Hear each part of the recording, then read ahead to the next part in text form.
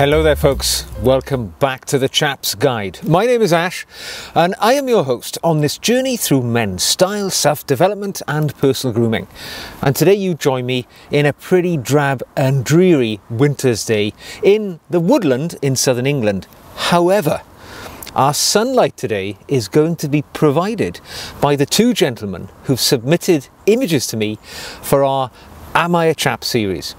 Now, let's never forget the Am I a Chap series is merely my observations on the attire that these gentlemen have sent me in their images. There is no negativity here. This is all about positive reinforcement and perhaps providing some advice which will help these gentlemen dress even better in the future. So let's get right on with it. Now, our first gentleman is called Greg Shaughnessy.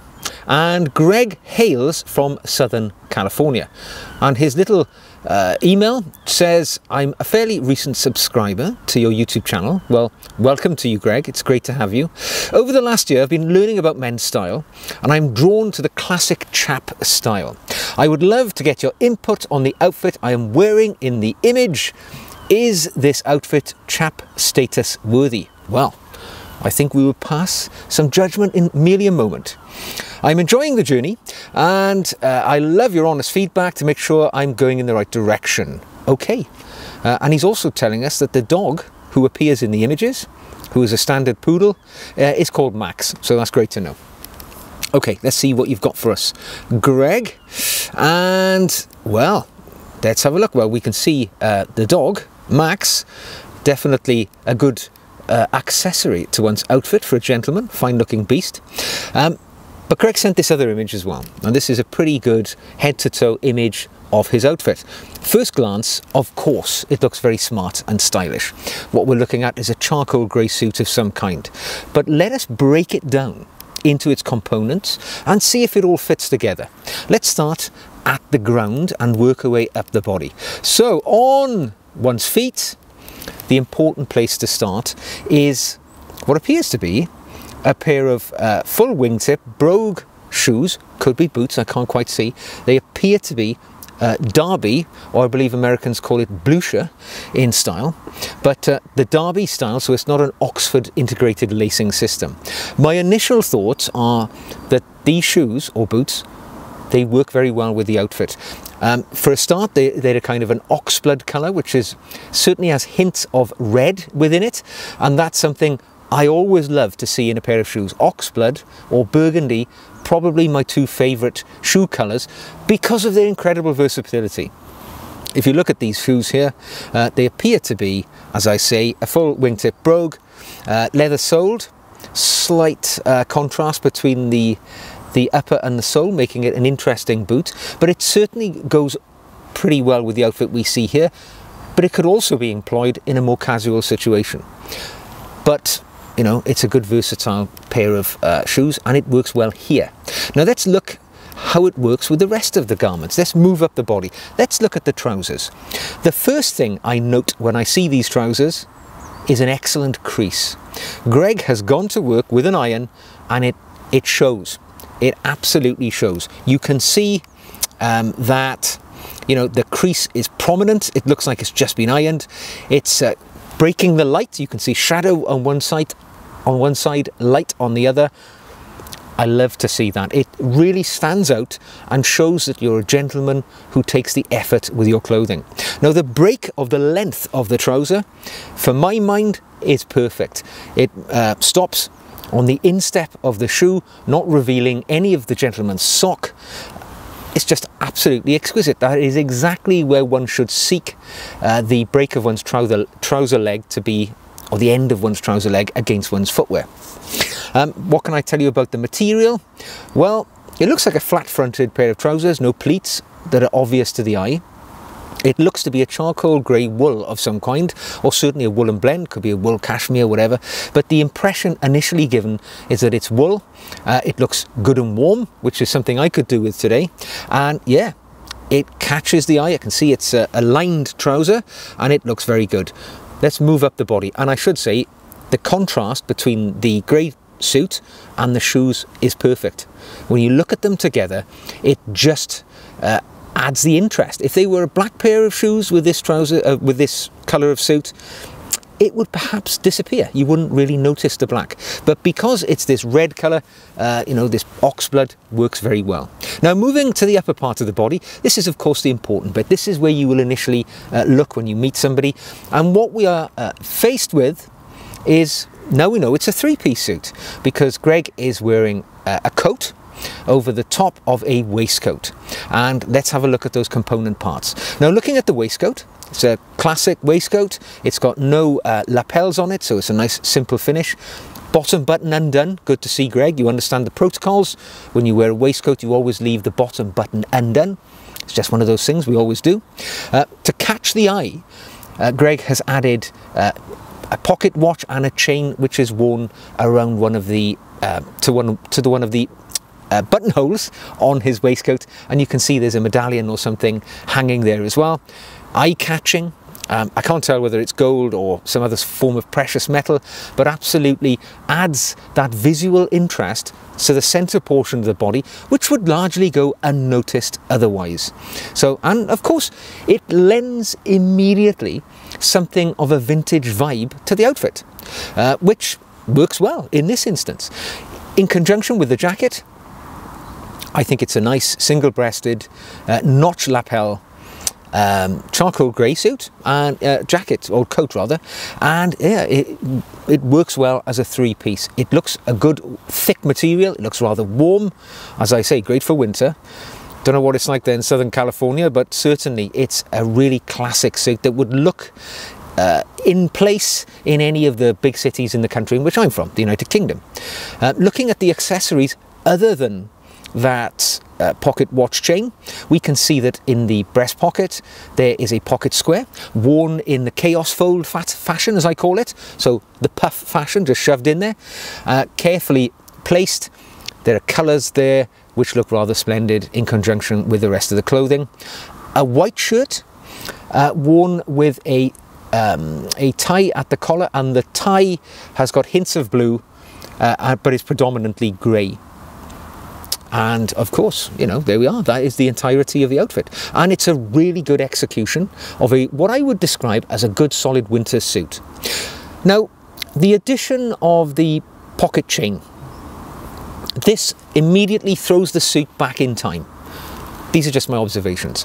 If you wear that, you're going to look like a gentleman perhaps who might have been more in place. This suit would look totally at home in the 1940s, the 1950s. This is the beauty of men's style. It doesn't age, it remains timeless. But by the addition of that single accessory, it throws the clothing back to a different era. Still classic, still elegant in our current day, but it certainly says something about the wearer and what his thoughts are on style. It makes it look a touch vintage. Not a negative, I'm just stating a point. Now, the only thing I would change here would be the tie. Now, the suit is grey, all right? So it's grey. You know, what can you say about grey? It is grey. And for me, it needs a little colour, a little spark, which will bring it to life. And in this instance, the pocket square is doing that job. But to really nail it home, I would suggest that a tie of a more prominent colour would be perhaps a good choice. Because this tie, the mainstay of its colour is drawn from grey as well. The suit is grey, so we have a bit of a blending. A little bit of blue in there, but not a great deal. If that tie perhaps was a bit more of a primary colour, maybe a bit of red, a bit of burgundy, or solid blue, or any other colour which may be appropriate in the circumstances, I think it would just bring a bit more life to the outfit. I'm not in any way denegating what you're wearing here, Greg. I think it looks superb. You could wear that to the opera, to the office, to your inauguration as president. You could wear it anywhere you like. But those are just my observations. A few little choices which could alter the direction of your clothing. But as somebody who's recently on a style journey, I think you're delivering rather well. I mean, what I would say is this is kind of an older fashion suit. It certainly has those vintage vibes, but it works very well indeed. So thank you for sending the image in. You are absolutely a chap. Okay, so the next gentleman who has volunteered some images for our entertainment is a gentleman called Chris Bowman, and he hails from Chicago. So 2 gentlemen from the New World today have sent their images in. Now Chris tells me he sent me a few images, and they highlight his most prized pieces of clothing, a couple of sports coats, which were purchased over 20 years ago. So what I like to see, a gentleman who squeezes every ounce of life out of one's clothing. And let's have a look, shall we? So let's get on to the images that he has sent. So what Chris is telling me here is that he's wearing a blue coat and a pair of light grey flannel slacks which he bought from Cordings of London. Also oxblood cap toes from Alan Edmonds. Let us delve in and have a look, shall we? Let's see how it all works. So I like something already about this outfit. I can see a shine on those shoes. Let's home in on those shoes. And we can see a pair of oxblood cap toe shoes with a good sheen on them. Do you see what I mean when I repeatedly say to gentlemen, put the effort in on the footwear? Because even when I glanced at this image, without even sort of zooming in, I could see the light being reflected off the toe caps of these shoes, and already I knew I was going to like what I see, and I absolutely do. Great pair of shoes, Alan Edmonds, you know, one of the classic shoemakers of the New World, and in this case, excellent pair of shoes, good shine, gentleman who knows what he's doing. Let us move up the body, and let's have a look at the trousers. Now, as he tells me, these are a pair of grey flannel trousers from Cordings. Cordings, of course, are a famous gentleman's outfitters from London. I believe they're co-owned by Eric Clapton in the modern era, so interesting lineage there. And let's look at these. They look like a good pair of flannel slacks, cuffed at the ankle. My initial thought is that these are rather light, all right? So whilst they are grey, they definitely are towards the lighter end of grey, and one always has to be careful when wearing lighter trousers because the contrast can be very stark between whatever you're wearing on the upper half of your body and your shoes, and that's evident here. You can see that these are very light grey trousers. The other observation I would make, there is a crease, good to see, but they do appear to be a little long perhaps, because I can see that there is some bunching of the material of the leg of the trouser around the shin area, as if there's excess material, because the cuffs of the trousers are actually resting where we would like them to, on the instep of the shoe, on the lacing system, but there seems to be a fair bit of excess material present as well. So if this was me, I think I would be looking to have these tailored and just maybe lose an inch or so off those trousers so they hang with a better drape, because at the moment that bunching, it's drawing the eye. It's a little distracting. Whereas I say they are a light grey colour, that's not a negative. I'm just pointing it out. If it was me, I think I would prefer something with a bit more colour to it, a bit more grey, because this light shade is a little light. Now moving up the body, what we see is that blue sport coat, and it is a blue check pattern sport coat, single-breasted, notch lapel, quite a wide lapel. One of your pocket flaps are in, one out, just shows that you can wear the jacket in either direction. It's starting to rain now, so I'm going to put my hat on, gents. Let's not say I always persevere regardless of the weather, but I will increase my pace. Looking at the jacket, it seems to be a good fit. Bottom button undone, as we might expect when wearing a jacket of this nature. It seems to be a good fit, as I say, good fit across the shoulders, giving the gentleman a quite strong silhouette, which is always nice to see. White shirt with quite a splayed collar on it, which draws attention immediately to the tie. And what we see here is a blue tie, by the look of it, could be grey, but I suggest it is a medium blue. And yeah, it's pretty good. The cuffs of the shirt are extending maybe an inch on one side, half an inch on the other. Initial thought is the arms of that jacket may be a little short because there's a lot of cuff exposed there. Perhaps it could do with being just a touch longer, but something that could easily be tailored. But it looks pretty good. It looks pretty good. At the pocket, I see a pocket square, which is an interesting colour, sort of a bronzy colour, again in the chaos fold or the puff fold, which draws interest and attention to one's garment. My observation here would be the tie. All right, the tie appears to have been tied with a 4-in-hand knot. With a splayed collar tie, there's a lot of real estate in the middle of your collar. I would always opt for either a Windsor or a half Windsor knot, which would give more body to the tie. That knot would fill that gap a little more obviously.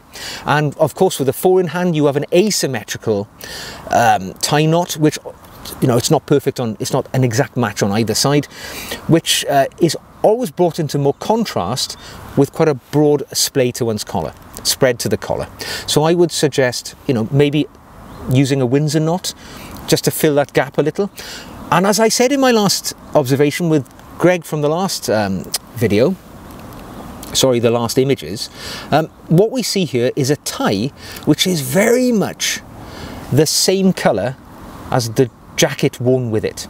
It is a blue tie with a predominantly blue sports jacket. Now that, again, kind of washes out the colour of the tie. You can't really notice it. If it was me here, I would absolutely be looking to put perhaps again a red tie in place, because you've got tones of red or burgundy. You've got tones of burgundy in your outfit, in the shoes, the oxblood, if you carry, and in the pocket square. If you carry that on at the collar of the shirt, I think it would be a nice continuity and it would bring a pop of colour to the outfit too. But other than that, absolutely good, smart casual outfit. I mean, I would suggest, I think, that the trousers are a little light if we were aiming to wear this in a proper business casual situation. But if you're just, you know, going into town for the afternoon, chilling out, you're not worried about a formal environment, I think this would be a good outfit to put out there. And yeah, I would say, Chris, you are absolutely a chap. Well done, sir.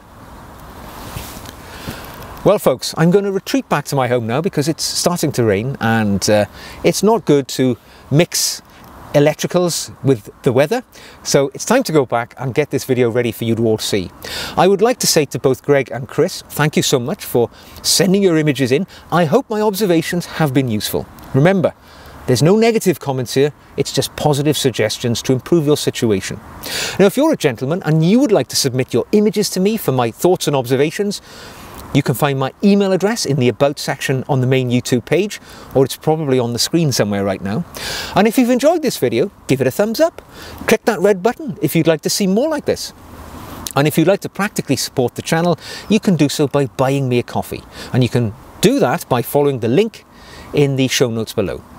So until the next time, wear your clothes with pride and passion. Whether you're a chap at the top of your game or somewhere on the journey to chap nirvana. But wear it with style, sir, and it will certainly stand out. So until the next time, take care, and I will see you again very soon.